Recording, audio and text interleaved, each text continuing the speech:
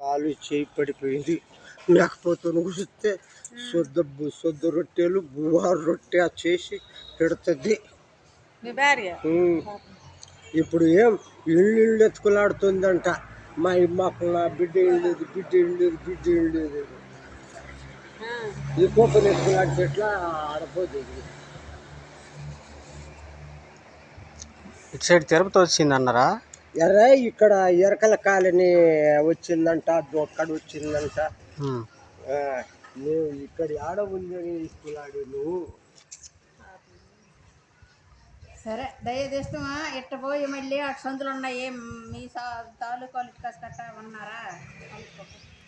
మరి మాకైతే చూస్తాము, ఎక్కడ ఆ సెల్లో తీసేస్తారా, చూపించుతాము.